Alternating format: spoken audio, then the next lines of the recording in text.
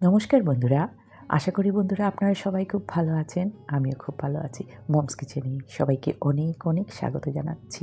পুরো ভিডিওটা দেখতে থাকুন। আজকে দারুণ একটা সহজ রেসিপি নিয়ে এসেছি, একাদশী স্পেশাল সাগুর খিচুড়ি।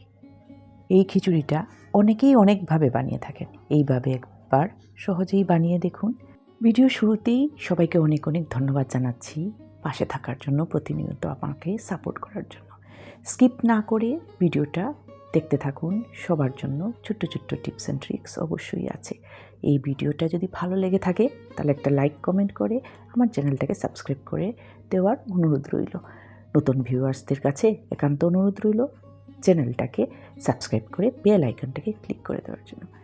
সাগু দেখুন 1 কাপ 3-4 ঘন্টার জন্য আমি ভিজিয়ে রেখেছি। আর কতগুলো সবজি কেটে রেখেছি।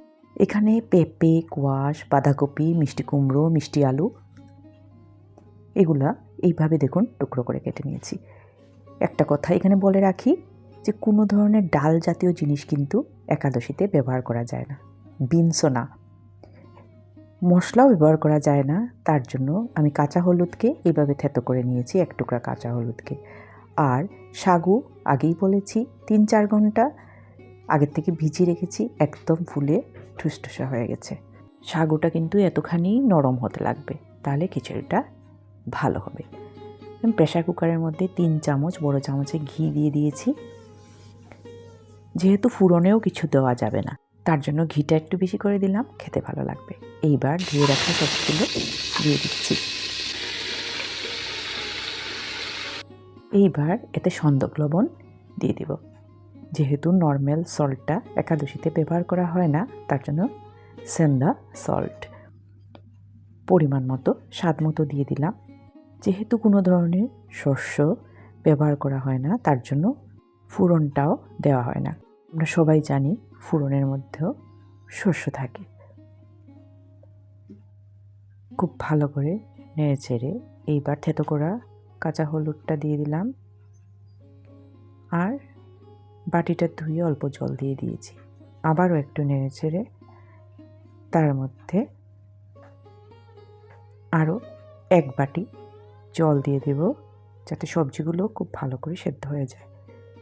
এবার প্রেসার কুকারে ঢাকনাটা লাগিয়ে 3-4টা হুইসেলের জন্য অপেক্ষা করব। এবার ঢাকাটা খুলে দেখছি সবজিগুলো কতখানি সিদ্ধ হয়েছে, খুব ভালো করে সিদ্ধ হয়ে গেছে। আর বিশেষ কিছু করার নেই। এর মধ্যে অল্প অল্প করে পরিমাণ মতো সাগু দিয়ে দিচ্ছি। 1 বাটি সাগু ভিজিয়ে রেখেছিলাম, ফুলে দ্বিগুণ হয়ে গেছে। আমি অর্ধেকটা এখানে দিয়ে দিয়েছি। ভালো করে এবার মিক্স করে নেব। ফুটে উঠলেই রেডি হয়ে যাবে দারুণ স্বাদের একাদশীর স্পেশাল সাগুর খিচুড়ি।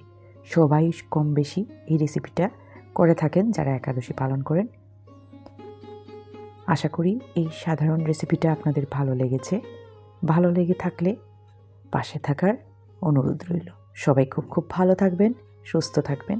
আমি একটু রোস্ট করে রাখা কাজু আর আলমন্ড দিয়ে সার্ভ করে দিলাম। নাটসগুলা আগের থেকেই আমি রোস্ট করে রেখে দিই। একাদশীতে মাঝে মধ্যে একটু একটু মুখে দিলেও ভালো লাগে। উপোস করে আছি এটা মনে হয় না, তার জন্য কৌটো ভরে রোস্ট করে রেখে দিই। আজকের ভিডিওটা এই পর্যন্তই বন্ধুরা। আশা করি আপনাদের ভালো লেগেছে।